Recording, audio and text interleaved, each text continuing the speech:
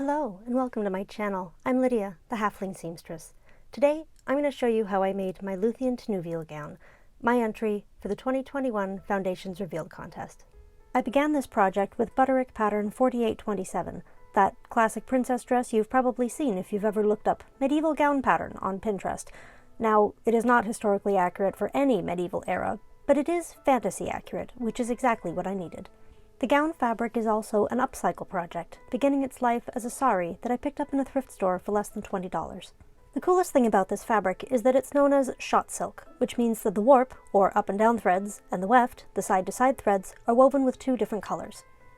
This results in an absolutely magical, iridescent, color-changing fabric.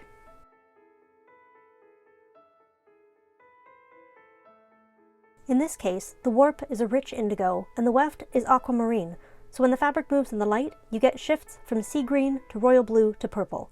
It's so cool.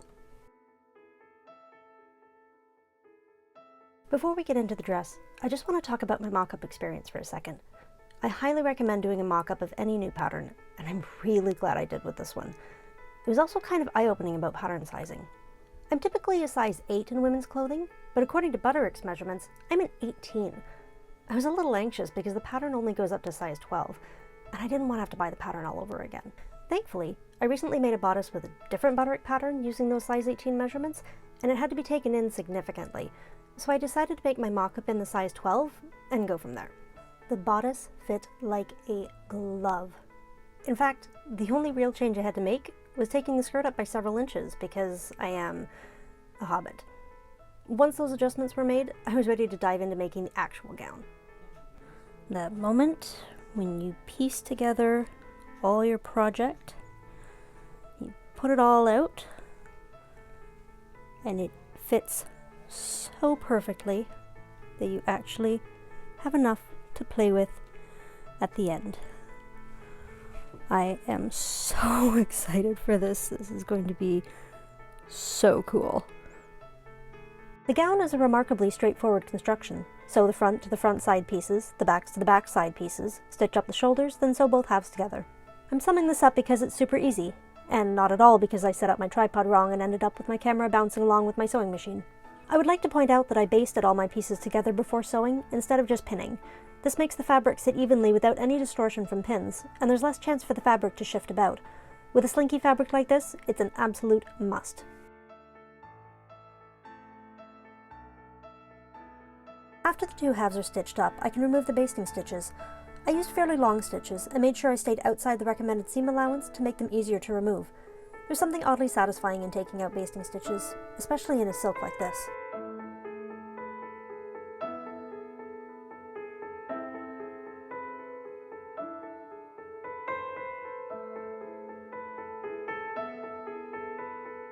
Next, I stitch up the shoulder seams, and once the shoulders are together, it's time to sew the entire dress together at the sides.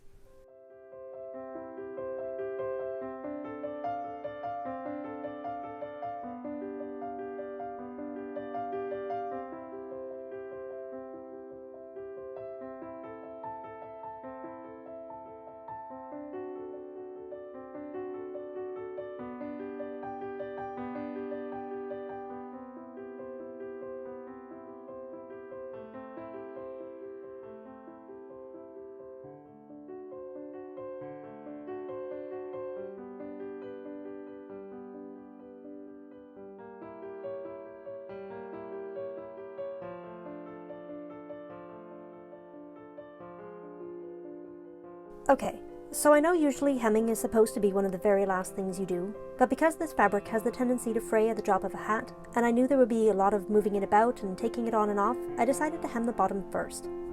I turned up a very narrow hem and hand-felled all the way around.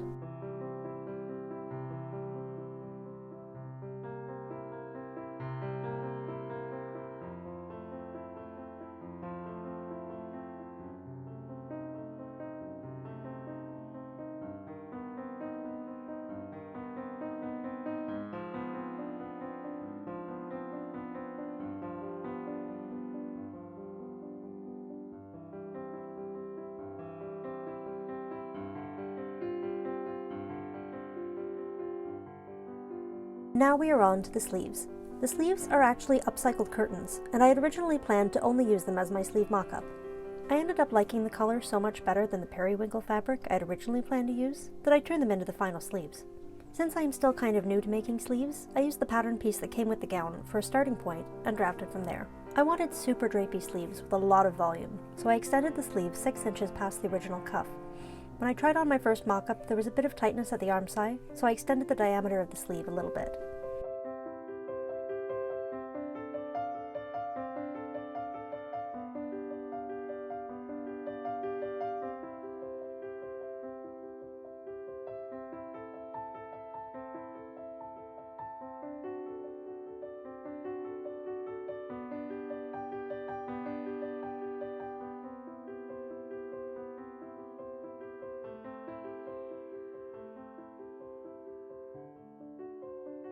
I knew I didn't want the drape to begin right at the arm side, so I started my angle 2 inches down the sleeve.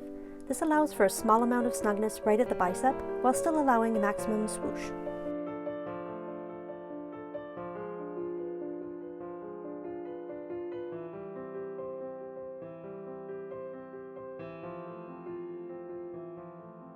Then it was time to stitch up the seams.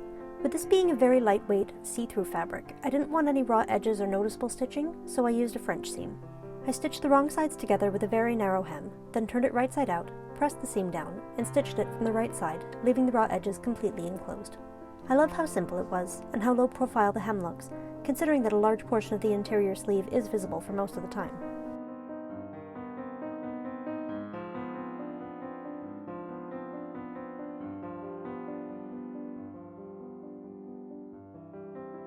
I then felled the collar, again with a very narrow, almost rolled hem.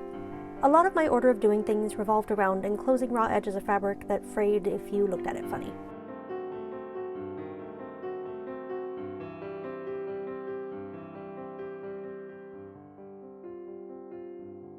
It was then time to take a short break from the dress and work on the belt. I wanted to use absolutely everything from this sari, for both economy as well as, isn't this fabric just the coolest? When I cut my gown pieces out, I purposefully left as much of the border uncut as possible. I then cut 3 pieces, 2 for the waist and 1 for the centerpiece. I folded in the small seam allowance on either side and tacked them down with a simple running stitch.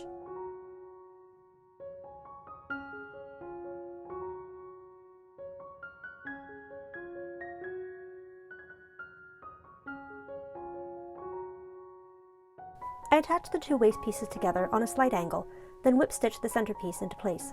It fastens in the back with a pair of hooks and eyes, which I may have forgotten to film. Okay, time for my favorite little detail in the whole costume. Tolkien designed heraldry for all the key players in the Silmarillion, and Lúthien was no exception. In fact, she's the only character in the entire story to have 2 different heraldic designs. I really wanted to work her sigil into the gown somehow, and the belt gave me the perfect opportunity to do so. I traced out the design, and then copied it onto a piece of white poly cotton that I had in my stash. I stretched it out with an embroidery hoop, and began the slow, but oh so fun process of embroidering and beading the sigil. I didn't get a lot of footage of the embroidery process, mostly because I was working on it at 11 o'clock at night when lighting for filming is garbage. But I did want to show a little bit of my stitching process. I used silk thread for all the embroidery, except for these small amounts of green accents where I used metallic embroidery floss.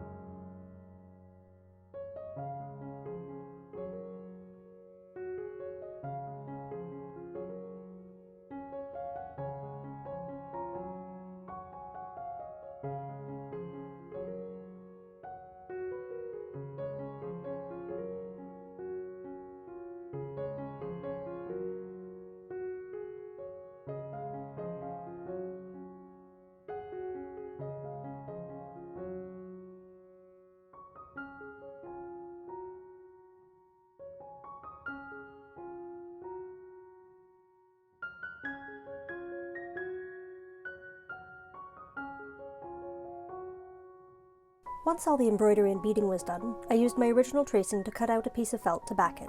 I removed the sigil from the embroidery hoop and whip-stitched the felt on, trimmed the cotton with about an inch of seam allowance all the way around, gathered it and stitched it down. It then got whip-stitched to the belt.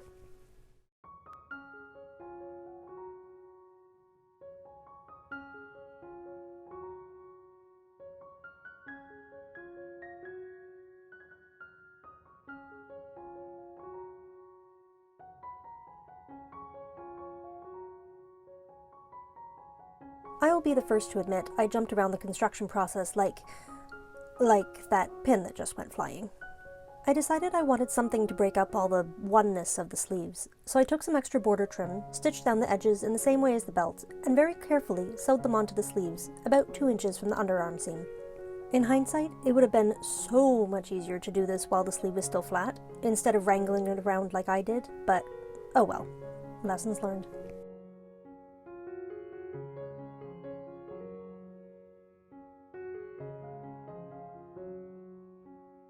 And we're back to the belt again. The lightweight material meant it hung in a funky way, so I decided to back the belt with some interlined cotton linen from my stash. This ended up giving the belt some much-needed body.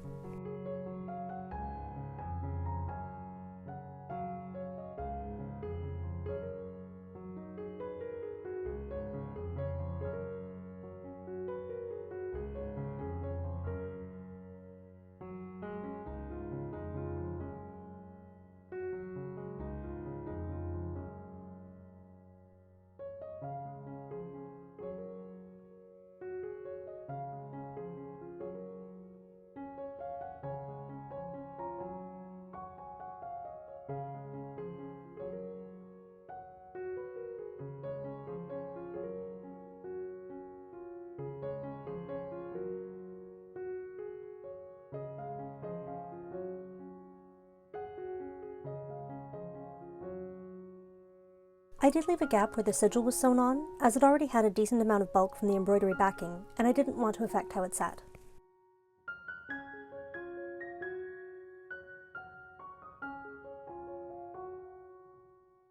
And then it was time for some TV marathoning as I whipped the backing into place.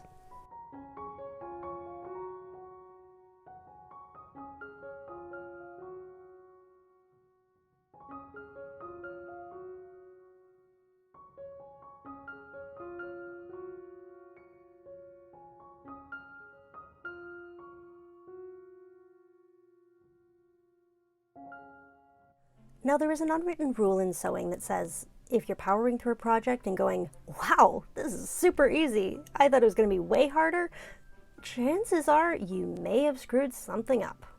At this point, I was about 90% done with the dress. I just needed to do the final fitting and figure out what I needed to add in the way of facing to put in the grommets. Or so I thought. My mock-up had fit beautifully. I had cut my gown pieces from my mock-up correctly. I had sewn all the seams with the same seam allowance that I had used on my mock-up. It should have been perfect. It was not. When I put it on, there was a 4-inch gap in the back. Yeah.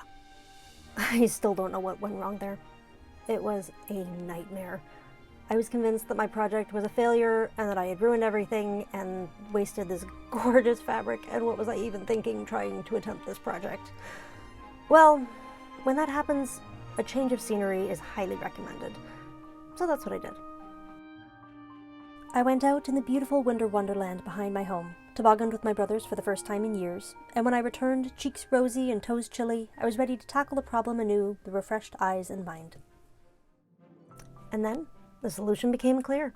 I returned my back lacing gown into a side lacing gown. That way I could wear a shift underneath, and the sides could be as open as I needed them to be. But one hurdle still remained. This silk is very light and does not take tension at all. So I knew I couldn't use it to take the weight and tension of the grommets. Enter taffeta. I bought this yard of gold taffeta when I was buying fabric for a completely different project, thinking, oh, it matches the embroidery on my sari. I should get this on the off chance I need something like it for my project. To make the facing for the side laces, I stiffened the taffeta with fusible interfacing, then folded and pressed it as if I were making bias tape.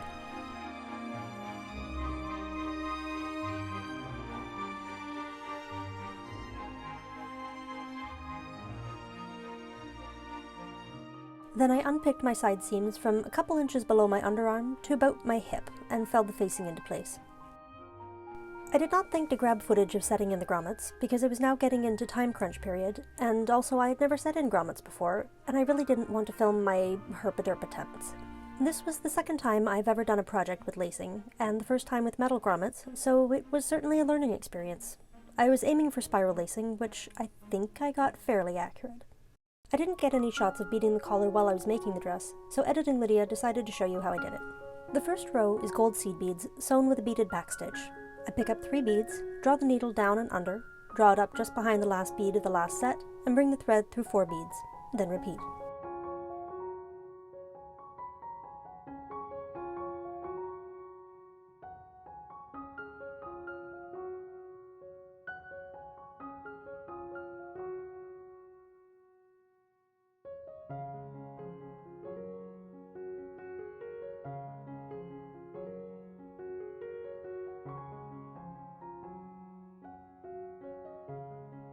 The next row was a little more challenging.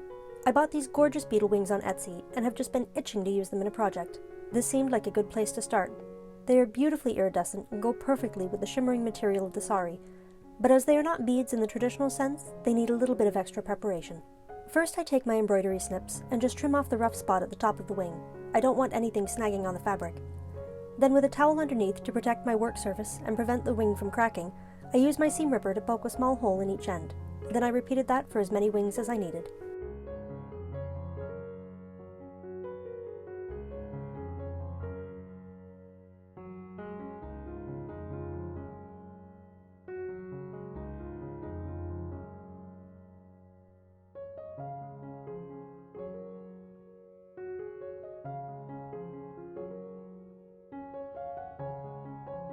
I secured the wing at the top with a few stitches, then ran the thread along the underside of the fabric. The tapered end made it difficult to stitch straight at the end of the wing, so instead I stitched on either side. This helped keep it from wobbling around as I moved.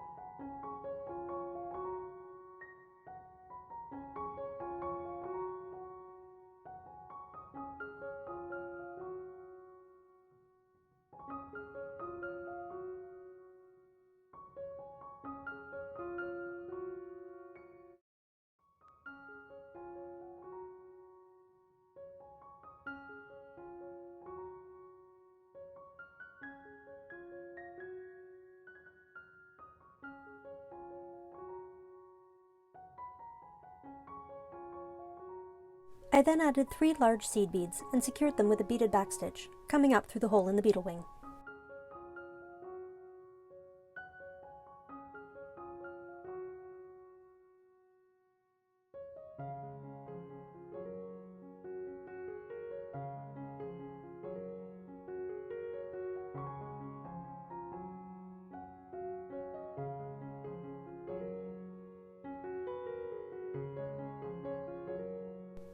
And with that, my gown was complete. I donned the coziest cloak I own, as the sleeves are far too large to fit inside any modern winter coat, and was off to the wilderness behind my house for an ethereal, elvish photoshoot.